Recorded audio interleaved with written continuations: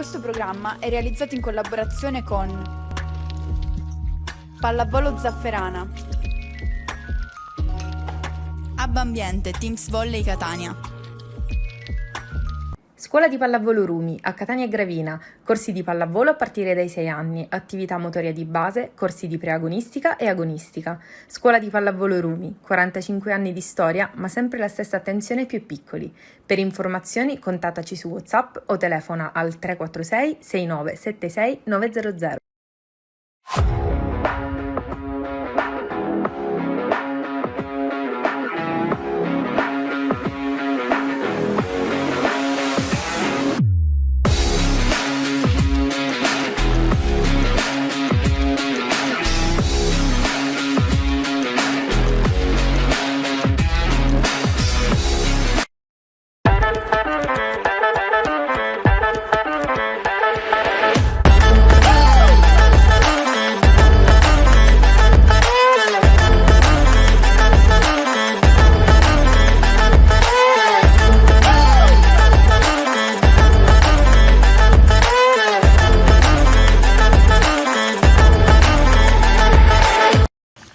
Buongiorno, buon sabato, buona pallavolo a tutti voi che siete amanti della pallavolo, che sono altrimenti non sareste qui ad ascoltare noi che blateriamo di pallavolo e di quant'altro.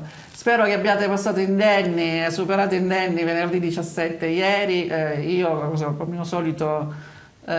con la mia solita superstizione ho contato i minuti fino alla mezzanotte proprio per aspettare che passasse la giornata. Sono qui con il mio microcosmo, con le mie carte, la mia penna e con la mia solita opinionista d'eccezione che è mia sorella, che ci presenta come sempre l'ospite in studio. Cioè vorresti dire sono quasi 60 anni che mi sopporti accanto a te?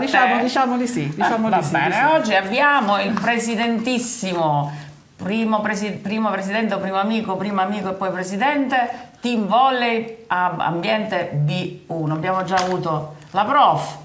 E quindi che dire? Prendiamo la prof, diciamo chi è la prof. La prof in abbaldi, tutti quelli che fanno pallavolo, diciamo, dobbiamo andare oltre quelli che dobbiamo noi andiamo oltre, sì, quindi sì. il Facciamo presidente, propaganda. oltre ad essere presidente, poi questa cosa c'era, come fa il presidente? Ma se la volessi esonerare non lo puoi fare. Allora, se posso sì, vi racconto un aneddoto. Io penso che sia tra i presidenti di tutto il mondo l'unico ad essere stato anche esonerato dall'allenatrice. Ah, ho capito, quindi l'unico caso al mondo in cui l'allenatrice ha esonerato il presidente. Da noi le figure... È importante che non vi esonerate come marito e moglie, quello ecco, quello è una forza che ci unisce nel tempo, perché portare avanti la situazione della pallavolo, come si diceva prima, è abbastanza difficoltosa dal punto di vista sia economico, sia organizzativo, sia strutturale. Quello che voi ci avete insegnato, la mamma vostra, la professoressa, è che ci vuole, a parte ogni cosa, un po' di passione nel fare quello che fai, che sia sport, che sia lavoro, che sia eccetera eccetera. Questo vi contraddistingue perché fate con passione, avete intrapreso tante di quelle attività che, voglio dire, palesemente... E poi do la voce a mia sorella la parola a mia sorella che già sta fremendo. Bene. Ma è nata prima la società o prima il vostro amore? Prima la società. Okay. Io ho sposato Ina e poi sono diventato dirigente. E poi perché era la presidenza di mia suocera, la società. Ho capito, basta, piano piano. Mi sono ritagliata tutto il mio spazio. No, ancora te ne concederò per questo gossip. Cioè, andiamo appunto, come abbiamo detto, oltre. Torniamo alla pallavolo, alla Superlega, la nostra amatissima Farm Italia Saturni. Purtroppo dobbiamo raccontarvi di due turni, perché c'è stato domenica scorsa e poi infrasettimanale. Tutti e due purtroppo non hanno sorriso, diciamo, la nostra squadra. Prima domenica in casa contro Rana Verona.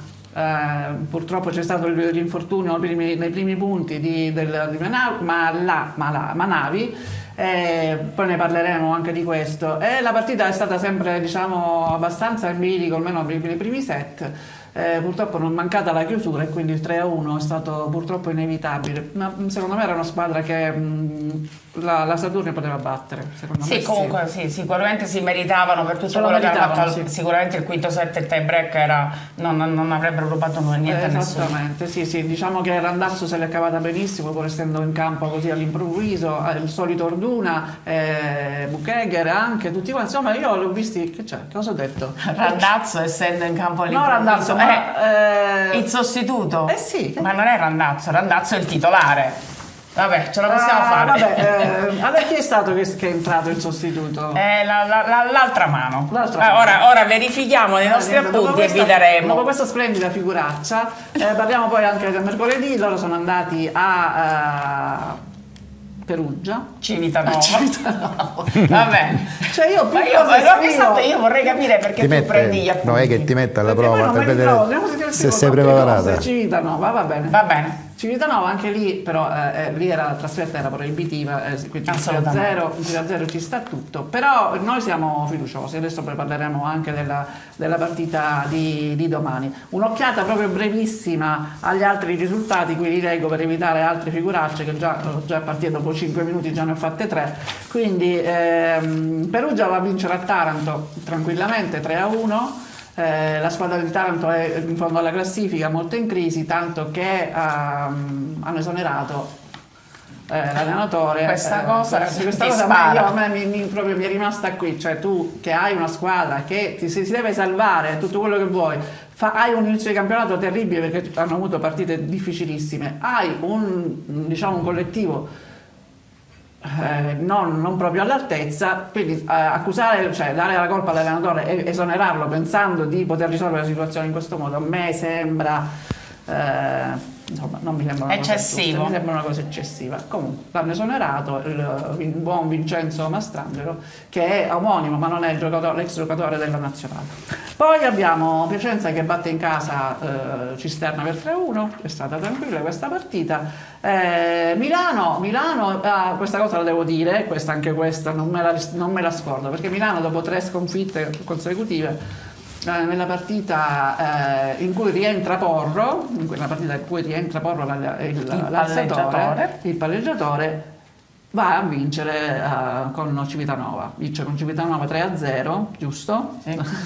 No, è perché si sono accavallate mercoledì, e questo a dimostrazione ulteriormente che, come dice il nostro titolo, dipende tutto dalla strada. No, a parte gli scherzi, in effetti la squadra è stata trasformata dall'ingresso di questo grandissimo palleggiatore pur giovane, Paolino Porro, per cui la squadra letteralmente ha trasformato, però non le ha impedito questo di perdere poi in casa col Trentino, quindi 1-3. E poi finalmente Modena si risolleva un attimo, alza un attimino la testa e batte Padova 3-1. Questo diciamo è il quadro generale, con una classifica che vede in testa, lo sapete benissimo, Trentino e SID Perugia 13, e sotto la battaglia fra Padova, Monza, Saturnia e Taranto è ancora tutta quanta da scoprire.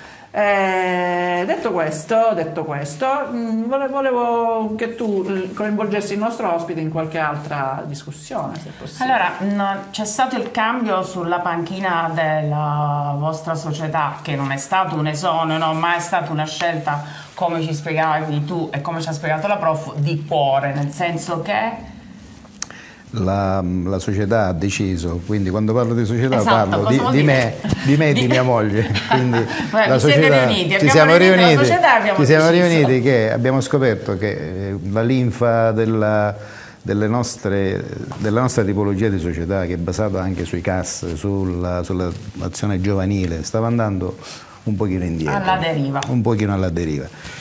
E quindi, come dicevo prima, abbiamo cercato sul mercato dei personaggi, degli allenatori che fossero in grado di poter rilanciare il settore giovanile, ma sulla piazza c'è poca scelta, se non dire proprio quasi nulla. Quindi mia moglie cresce la sua creatura, la creatura sono le ragazze, anche perché se voi mettete, faccio una piccola parentesi, in B1 noi quest'anno abbiamo 13 ragazze, 12 delle quali vengono da fuori. Sì. 12 delle quali vengono da fuori. Tante. E quindi se riflettiamo, sono tante. Anche l'altra squadra di Catania, su tante ragazze catanesi ce ne sono veramente una. Il secondo libero.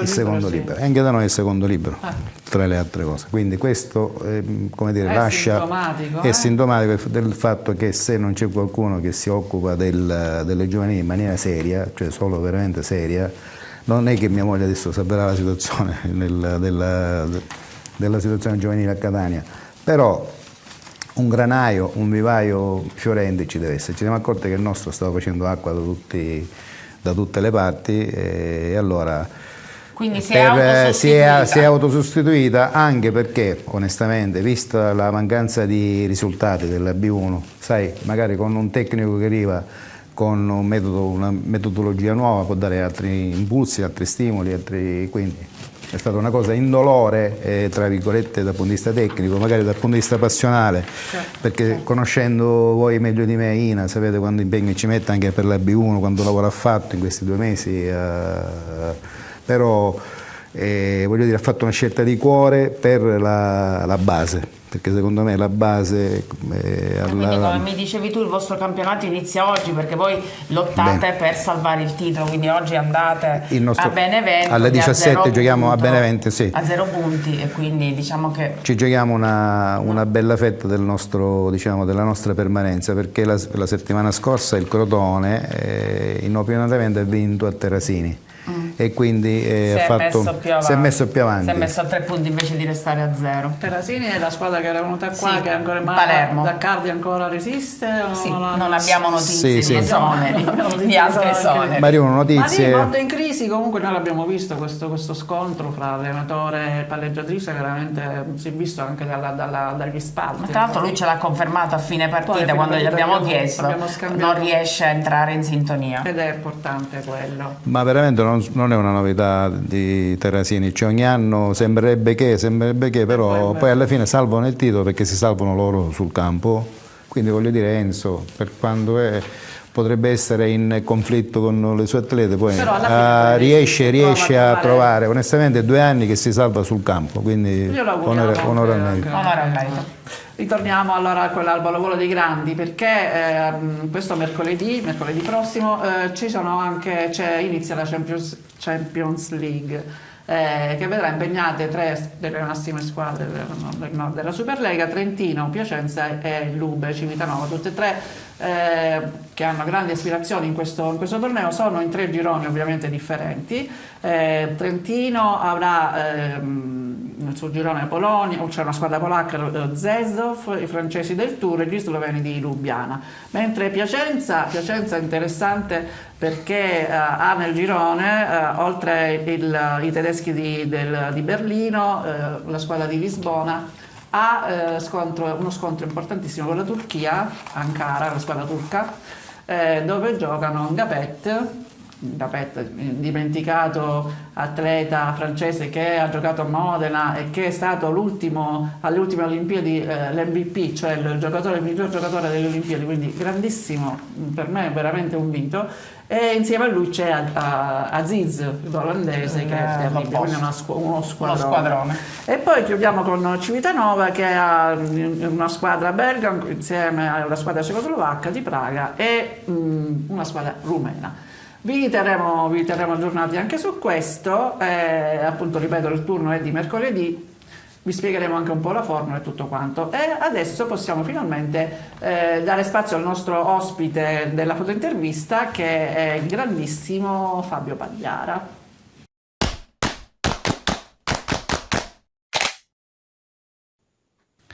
Devo dire che sono un po' in difficoltà nel presentare l'ospite di oggi, che è Fabio Pagliara, perché definire il suo ruolo è difficile, perché ne ha avuti tanti nel passato. Ne cito alcuni: direttore della Lega Pallavolo, poi è stato segretario generale della Federazione Hockey, segretario generale della Federazione Atletica Leggera, attualmente presidente della Fondazione Sport City. Ho detto solo alcune delle cose che Fabio Pagliara ha fatto. Intanto lo salutiamo. Ciao Fabio, benvenuto.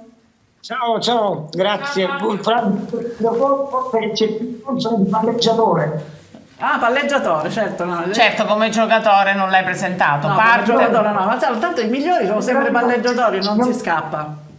Qua fra Tiziano e Donatella siamo fra grandi palleggiatori e non solo, voglio dire, quindi insomma mi sento a mio agio.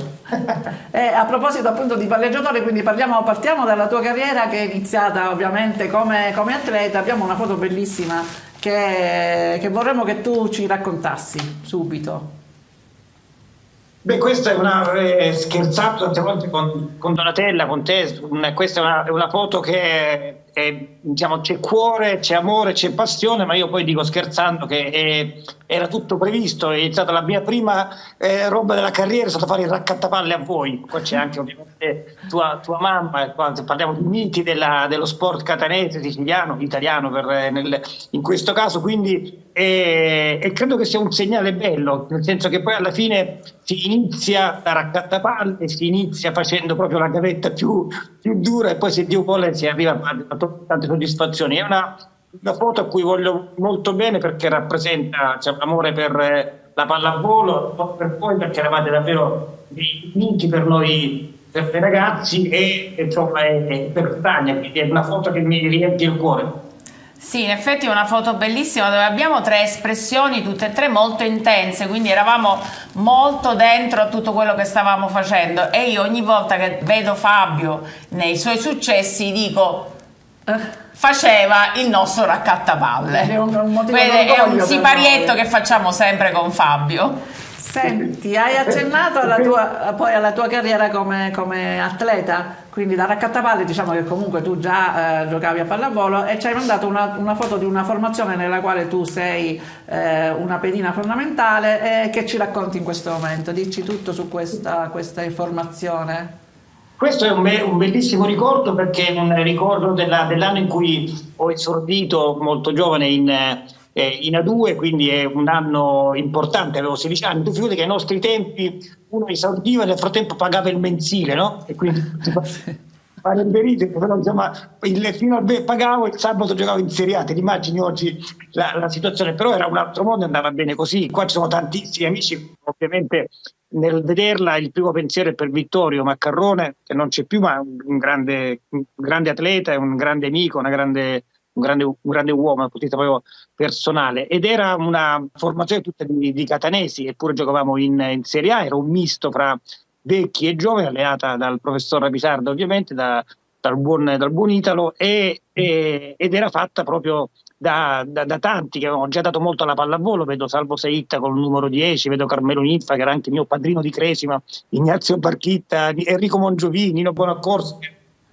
era il titolare, ero una sua riserva, e delle partite in cui Rapisarda si incazzò a un certo punto, se sentevo retrocedo con i Carusi, mi fece entrare, perdevamo 2-0 col Salerno e vincemmo 3-2, quindi là c'è proprio tutta la passione e l'amore per lo sport, per la città, bellissima, insomma, una di quelle foto che ogni tanto riguardo con amore e con affetto. E poi sai, come dice Corsolini, lo sport è il più antico social network del mondo, quindi ancora oggi ci si rivede con loro e sono come se non fosse mai passato il tempo, rimangono amicizie proprio per sempre. Sì, benissimo. A proposito di tempo, che vederti adesso qui, praticamente per te il tempo assolutamente non passa, sei sempre uguale, sei sempre come quando avevi 20 anni, ti faccio i miei complimenti perché sei splendido. Io già di coraggio. Senti, passiamo avanti alla prossima foto che è la copertina di uno dei tuoi libri, perché non ne hai scritto soltanto uno. Raccontaci brevemente di cosa si tratta, per favore. Sì, diciamo, questo è Sport City, in realtà ho scritto prima sulla corsa, di corsa, con il titolo Sport per scherzare, e una sulla, diciamo, la parola sport, quindi il significato della parola sport. Ho avuto l'onore di avere una postfazione di Papa Francesco sul significato delle singole parole che sostanzialmente formano la parola sport. Sport City era poi la declinazione di questo pensiero che mi aveva un po' colpito negli ultimi anni della mia carriera, diciamo da dirigente più competitivo, tra virgolette, ed era il fatto che lo sport andava poco a poco a impossessarsi delle città, a rendere cittadini e città migliori. Ogni luogo diventava un luogo di sport. Purtroppo, devo dire, eravamo stati precursori perché l'avevamo detto prima della pandemia. La pandemia poi ha accelerato molto questo pensiero, questa definizione di sport, e siamo entrati in un contesto in cui davvero fare sport è ovunque e crea benessere, io dico sempre dal PIL, prodotto interno lordo, al FIL, alla felicità interna lorda. Quindi questo libro è stato un po' l'inizio di una mia nuova vita dal punto di vista della filosofia e del modo di interpretare lo sport e la cultura del movimento, come piace dire a Mauro Berruto. Bellissimo, tu appunto con tutte queste tue iniziative ti trovi poi sempre a confrontarti anche con personaggi politici importanti. Qua ti vediamo nella prossima foto, ti vediamo in compagnia dell'attuale ministro dello sport Abodi, che ti sta, non vedo se ti sta premiando o cosa. In realtà siamo noi che facciamo parte di una stessa associazione che si chiama Sport Italia, che dal senso ironico io presiedo e lui è un componente, ma ovviamente è lui è più importante.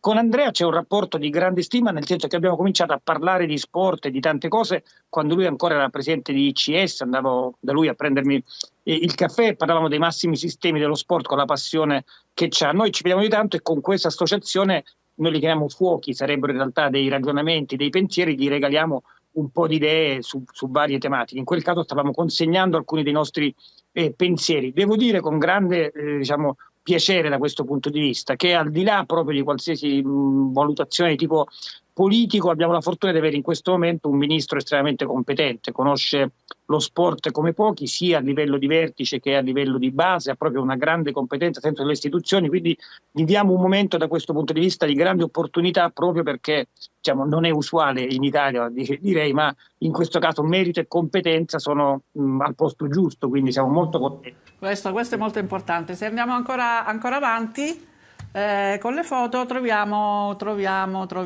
aspetta che aspettiamo la... Eccola qua, questo è un manifesto di 140 città in tutta Italia, felicità in movimento. Se ci spieghi brevemente di cosa si tratta. Sì, noi in realtà la fondazione una volta l'anno facciamo questo evento, la Sport City Day. Era nato un po' per scherzo, eravamo inizialmente 17 città, figurati che io per imbrogliare feci finta che erano 18 perché avevo paura del 17 e in realtà siamo arrivati in 2 anni a 140 città, oltre 500.000 persone che sono scese nelle piazze a muoversi, a dare questo segnale, oltre 1 milione di reach sul digitale, quindi è diventato un evento, possiamo fra i più partecipati in Italia e nella storia, questo mi fa piacere, un piccolo vanto, siamo l'iniziativa, fra l'altro da privati in questo caso, che nella storia dello sport italiano è l'evento in cui più città nello stesso momento hanno fatto lo stesso evento. Quindi è una grande festa. Io penso che più che una festa di sport è proprio una festa di piazza, una festa popolare. E la gente che e le città per fare tutto. Complimenti, perché in effetti è una manifestazione veramente di grande spessore. Le ultime 2 te le facciamo vedere velocemente, riguardano proprio te personalmente, in una sfera proprio, non dico privata, ma comunque più giocosa, più gioiosa, no? Qui sei, credo, alle Olimpiadi di Rio? Olimpiadi di Rio, una splendida Casa Italia che il mio amico Diego Nepi aveva fatto in un luogo, una location straordinaria. Questa, guarda, sono molto affezionato perché è a volte il coronamento di un sogno. Io dico sempre, nel caso mio, un po' la metafora, lo sport, io ho dovuto smettere di giocare a pallavolo con la storia amatorista molto giovane. Il mio sogno era andare alle Olimpiadi, da atleta probabilmente non ci sarei arrivato mai, e invece da dirigente ho avuto questo grande onore, quindi di vivere la partecipazione olimpica da protagonista, tra virgolette, ovviamente i protagonisti sono gli atleti, però ecco, è una segnale anche di speranza. Per me questo era sono affezionato per questo. Beh, poi voglio dire, fu una Olimpiade per noi pizzo, bellissima, perché ci fu Paolo che con la squadra di Spada, io infatti ti mandavo i messaggi, salutami Paolo, e tu mi dicevi non è che siamo esattamente vicini. Anche la disgrazia che gli spostamenti non c'era un'organizzazione, era tutto sudamericana, quindi per spostarsi da una parte all'altra il tempo previsto poteva essere dalle mezz'ora ai 3 ore e mezza, a seconda di come gli andava. Però per noi fu una bellissima Olimpiade con la medaglia d'argento di Paolo con la squadra di Spada. Sì, vogliamo chiudere con una foto che è spettacolare sia per le vostre espressioni sia per il personaggio che è accanto a te, e questa la devi raccontare benissimo, più di quelle meglio ancora di quanto hai fatto fino adesso. Dici tutto su questa foto spettacolare. Col cibo, questa è fantastica, questa è una vittoria a Glasgow dei campionati europei indoor, e Jimbo è una persona straordinaria, nel senso che ha un carattere particolare, non sempre magari fa simpatia a molti perché ha un carattere incredibile, è una persona di grandissimo cuore, un capitano vero per la nazionale, per tutti quanti gli atleti. Lo vedete qua ovviamente out shave, come dice lui, quindi con la barba mezza fatta. Ecco, il ricordo era qua, poi anche le risate. In quegli anni noi abbiamo molto, diciamo, sviluppato tutto il progetto, ma vincevamo pochissimo, e quindi lui ci scherzavamo un po' su questo, e lui ci diceva: non vi preoccupate che poi alla fine io qualcosa la faccio sempre, no? E in quella occasione lui fra in mezzo ai salti aveva fatto 2 errori, quindi era così, fece il segno che lui avrebbe comunque vinto e ce l'avrebbe fatta, e quindi poi questo festeggiamento sorridente. È una persona di grande animo, ma specialmente che ama moltissimo il nostro paese, l'Italia, questo senso proprio della nazione. Credo, insomma, per quanto mi riguarda, da un lato un grandissimo campione nell'ambito dell'atletica, ma un campione che merita tanto. Io credo, spero e penso che sarà anche il portabandiere alle prossime Olimpiadi di Roma 2024, e se lo merita. Dico soltanto un'aggiunta su Jimbo: quando lui si fece male e non andò, poi non partecipò alle Olimpiadi che l'avrebbero visto protagonista, ci parlammo, e sostanzialmente davvero pochi pensavano che avrebbe potuto farcela, e lui disse: vi prego, aspettatemi perché io a Tokyo vinco. E non ci credeva nessuno se non lui stesso. È davvero una bellissima storia da raccontare questa. Bellissimo, bellissimo. Allora io penso proprio che approfitteremo della tua amicizia con Jimbo, ci darà il contatto, ci consentirà, spero, un'intervista come quella che abbiamo fatto con te.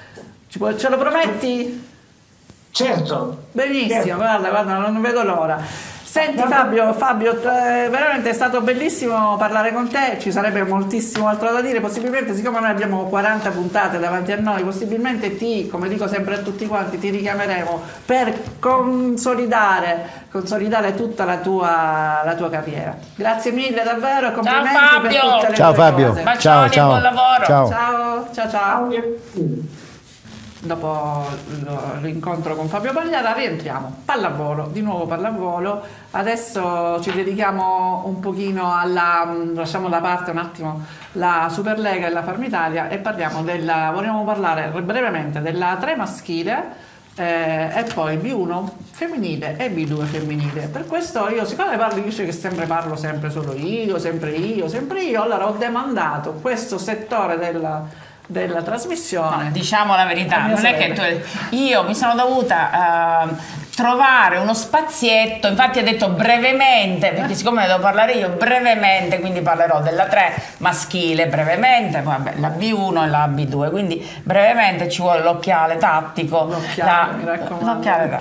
Allora, la 3 maschile girone B, che è praticamente come se fosse un campionato di Serie A, perché c'è Macerata, Fano, Lagonegro, Lecce, Sorrento, Napoli, vede quest'anno solo l'Avimec Modica, che diciamo che ha un andamento un po' altalenante. 3 le ha vinte, 3 le ha perse, insomma diciamo che si attesta a metà classifica, metà alta comunque, metà alta, sì, metà quinto alta. Posto, insomma sta facendo il suo campionato. Vedremo un po' di avere ospite qualche dirigente o qualche giocatore. Il prossimo incontro saranno in trasferta a Marcianise con la penultima in classifica, e devono assolutamente vincere. Nei miei fogli, che sempre mi ha scritto mia sorella, sempre una grandezza che non mi consente. Tu segui la B2, no? Ma sì, sì e no, movimento femminile in femminile generale, lo seguo tutto sì. perché mi piace e mi interessa. E ti interessa, sì, insomma, avere un sì. occhio per gli altri, Sì, perché sì. abbiamo il Modica che va proprio filato. Modica è uno squadrone. 0 set persi, 0 partite perse, 18 punti, niente al momento sembra poter interrompere questa cavalcata. Poi segue il Caltanissetta che a differenza del Modica ha 2 set persi, e poi la prima delle catanesi è il Cus Catania. Insomma, un campionato anche questo divertente, dove poi vediamo ci sono molte squadre catanesi, quindi Sì. il movimento secondo te fa bene Moltissimo. o male al movimento avere tutte queste squadre? Sì? Ma la sana competizione secondo me giova al movimento, e sono delle squadre, ci sono delle piacevoli sorprese, perché il Cus Catania con il cambio tecnico da Santino con Luana, a Luana, voglio Rizzo, dire, insomma. si scrolla di dosso il Cus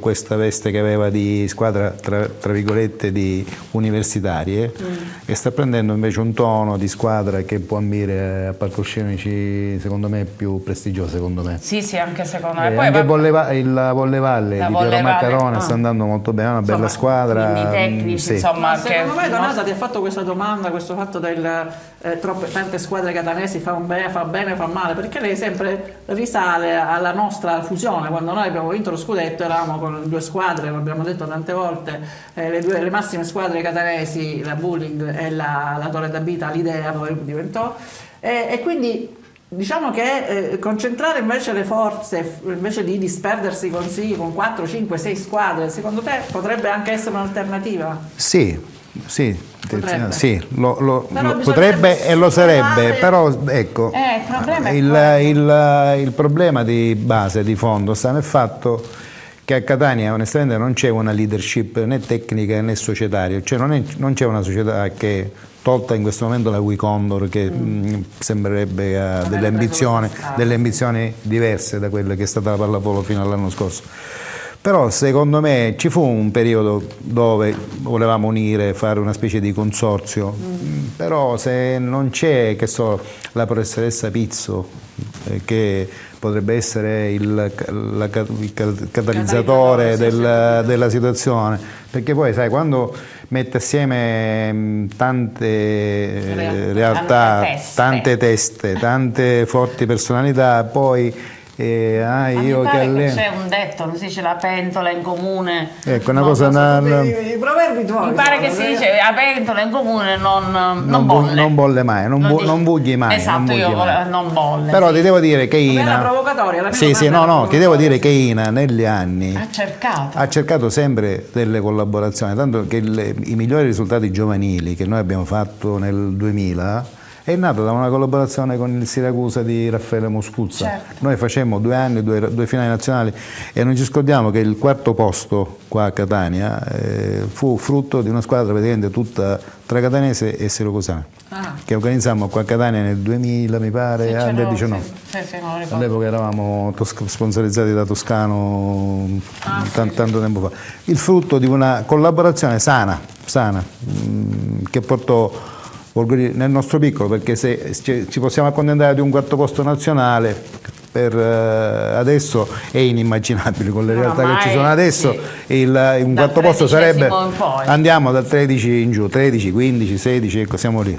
Però Ed è un grosso peccato, perché voglio dire, voi spendete tanto economicamente, avete tanti sponsor che vi seguono, spendete tanto di persona, e poi però non è bello, è una dispersione. Torniamo a quello che avevamo detto prima, cioè nel senso che atlete, secondo me, di livello per fare la B1 in questo momento a Catania e provincia ce ne sono molto pochi. Forse ci dovremmo un pochino tutti fermare ed aspettare magari che queste nuove leve crescano. Il problema, care sorelle Pizzo, è uno fondamentalmente. Io non posso tornare ad allenare. Ecco, uno, ma no, è fondamentalmente che c'è una specie di esterofilia della pallavolo.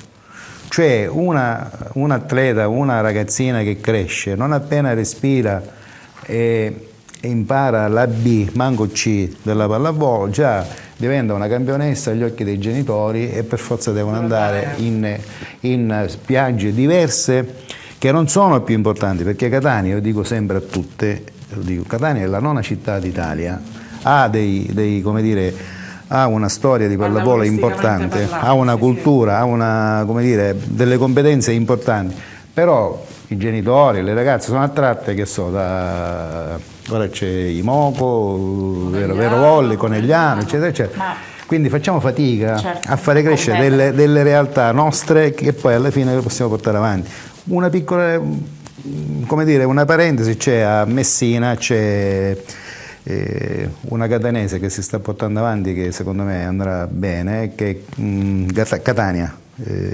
Un atleta, si chiama Catania, e che una catanese che sta crescendo, però se voi mettete delle atlete in Serie A, io in questo momento non le conosco. E poi c'è anche il fatto, come diceva Fabio, che dice: io giocavo in Serie A e pagavo il mensile. Questo ovviamente ora è impossibile, però anche in Serie C, no? Donatello, Lasciamo tocchiamo un altro tasto. Non vuoi parlare? Un altro tasto? No, io se parlo poi divento un fiume in piena. Fiume in piena, va bene. Allora cioè qua, voglio dire, come diceva Fabio, in Serie A2 si pagava per fare pallavolo. Ora purtroppo anche chi respira vuole soldi. vogliono dei soldi. E quindi Vogliono soldi. capite perfettamente che i costi sono diventati bene, notevoli. quindi comunque il Catania Volley oggi non gioca perché sono ritirate 2 squadre nel girone di B1 e quindi da seguire al massimo la vostra trasferta a Benevento. Sì. Mentre ho finito e ti ripasso la parola poi mi ritiro in buon ordine con i miei occhialetti. Abbiamo una bella partita a Modica che aspetta il Cus Catania, quindi prima contro terza, e ci dirà in effetti cosa può fare il Cus, mentre la Volley Valley andrà a Palermo, e mentre l'altra palermitana ospita l'Alus Mascalucia, altra squadra del Catanese, della provincia. Ho finito. Va bene, non hai approfittato molto di quello, perché allora che ti lamenti se poi alla fine ti do la parola e poi ti Poi io non volevo fare brutta figura in confronto a tanta scienza. No, volevo fare un collegamento sul fatto che squadre catanesi che non hanno nessun atleta catanese è come le squadre di Serie A che non sono tutte straniere o tutti stranieri, ce ne sono tantissimi.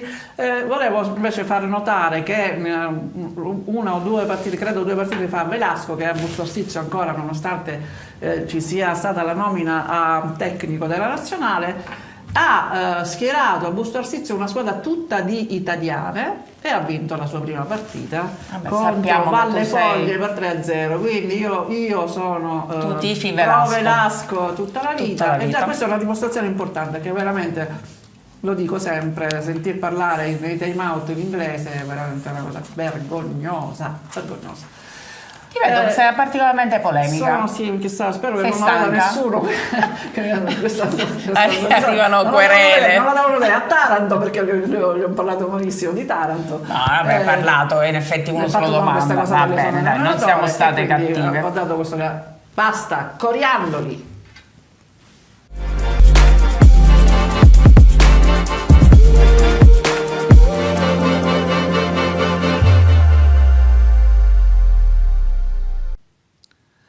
La storia che vi voglio raccontare oggi per Coriandoli è la storia di un nuotatore, questo nuotatore che vedete qui nell'immagine che inizia il suo video, si chiama Eric Musmabani ed partecipa lui ai Giochi Olimpici del 2000 a Sydney. Perché è particolare la sua storia che adesso vi racconterò? Perché lui va alle Olimpiadi, qui lo vediamo all'arrivo, ma adesso vi racconto tutto quello che c'è prima di arrivare alla fine della sua gara. Era un atleta, un nuotatore che non aveva assolutamente il tempo minimo, i requisiti minimi per la qualificazione, ma fu invitato con una wild card riservata ai paesi in via di sviluppo. Pensate che soltanto 8 mesi prima lui ancora non sapeva nuotare. Qui lo vediamo che si allena in l'unica piscina che aveva a disposizione di un albergo della sua città, una piscina che era lunga non più di 20 metri, e lui si allena così, impara a nuotare e comincia ad allenarsi per andare finalmente alle Olimpiadi a Sydney. Ecco, Sydney, pensate che lui non aveva mai visto una piscina olimpionica, si trova davanti questa piscina infinita e viene inserito nella prima batteria dei 100 metri stile libero. qui lo vediamo ancora mentre si allena. Ovviamente lo stile, diciamo che è quello un po' piuttosto approssimativo, credo che qui non riesca neanche a fare la virata, ecco, fa la virata come si faceva negli anni 50, credo. Comunque il 19 settembre del 2000 ecco che lui viene chiamato a bordo vasca. Cosa capita? Che gli altri due atleti fanno falsa partenza, erano il nigerino Karim Baré e un nuotatore del Tagikistan che era Oripov. Quindi lui praticamente si trova a gareggiare da solo. Ovviamente parte, fa la prima vasca nuotando come un pazzo, vedete come la respirazione approssimativa, la battuta delle gambe, ovviamente non ha niente da... È un classico nuotatore che non sa nuotare, eppure lo hanno nominato, poi lo hanno soprannominato l'anguilla. Fa la prima vasca, come avete visto, spreca tutte le sue energie, la seconda vasca diventa, lui stesso lo racconta, eccolo qui che lo racconta, la seconda vasca è stato un martirio infinito, avevo la sensazione di muovermi, di nuotare, ma di restare sempre nella stessa posizione, cioè non avanzavo di nulla. Ma a un certo punto ho sentito tutto il pubblico che mi acclamava, che mi gridava, vedete poverino qua annaspa e rimane quasi sempre fermo, però voleva assolutamente arrivare al traguardo, vedete le ultime bracciate sono strazianti, ma lui piano piano con il tempo di 1:57:52 vince la sua batteria, perché ovviamente è da solo, ovviamente il tempo è improponibile, considerate che l'attuale record del mondo è di 46:86, lui vinse la sua batteria da solo con 1:57:52. E vedete qui tutto il pubblico in delirio e lui alla fine che dice sono veramente contento, veramente per me è stata un'emozione incredibile. Molti giornali gli dedicarono poi le copertine perché aveva fatto questa impresa. Da quel momento in poi lui poi cominciò a nuotare, ad allenarsi veramente, e adesso è diventato l'allenatore della squadra della Nuova Guinea. Poi nel 2012 partecipò persino ai Giochi Olimpici del 2012. Quindi la grande passione, il grande impegno di questo nuotatore mi hanno colpito e spero che abbiano colpito anche voi.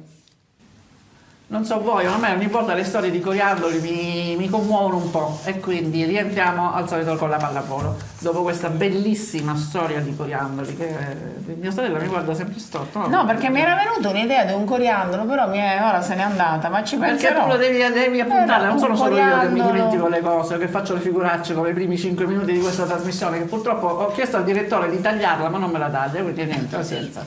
Andiamo avanti, allora vi presentiamo la giornata di domani della Superlega.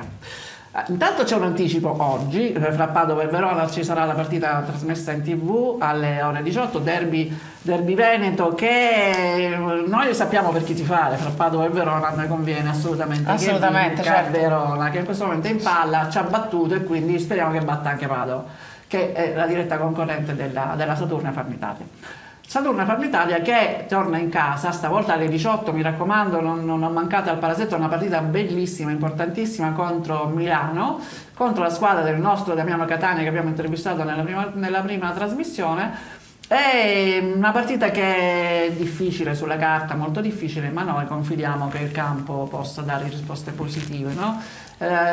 Stiamo aspettando ancora gli esiti definitivi dell'infortunio di Manavi, perché diciamo, la prima risonanza magnetica ha dato speranza che non sia rotto il crociato, sì, crociato anteriore, non si vede benissimo, però potrebbe. Mi ruppi io secoli fa, e quindi possibilmente il recupero potrebbe essere ancora più breve. Noi glielo auguriamo assolutamente. Le altre partite che concludono il quadro, c'è domani Modena ospita Civitanova, bellissima partita anche questa, è una partita proprio fra big. Io tifo sempre Modena, ormai lo sapete. Alle 17:30 c'è la trasmissione, trasmettono la partita fra Piacenza e Perugia, altra partitona.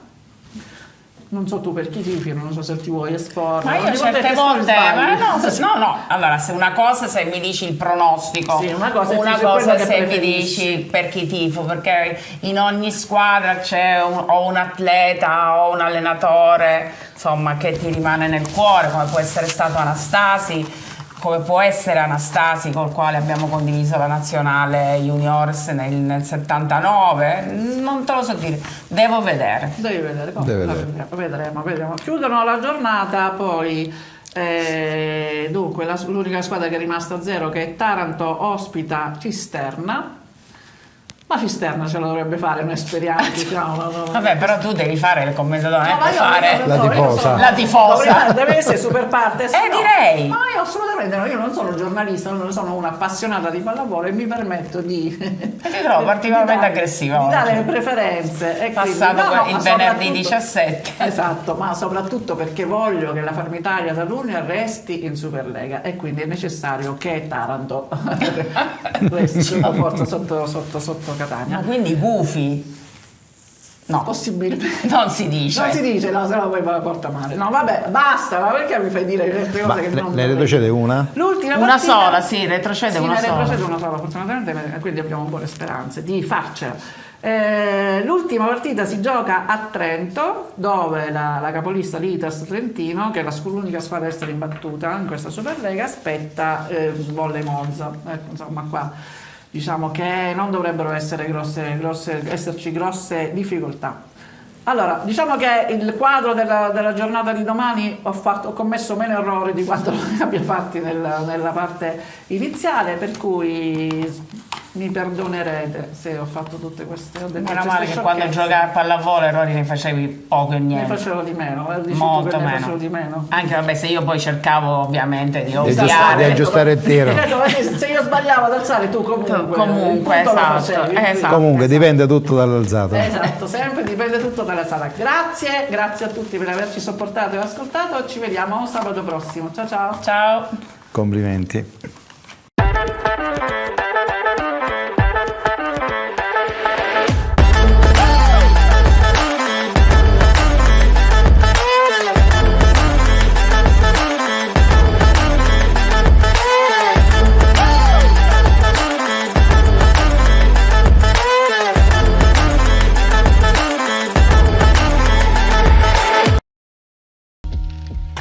Questo programma è stato realizzato in collaborazione con Pallavolo Zafferana, Abba Ambiente, Teams Volley Catania, Scuola di pallavolo Rumi a Catania e Gravina, corsi di pallavolo a partire dai 6 anni, attività motoria di base, corsi di preagonistica e agonistica. Scuola di pallavolo Rumi, 45 anni di storia, ma sempre la stessa attenzione ai più piccoli. Per informazioni contattaci su WhatsApp o telefona al 346 6976 900.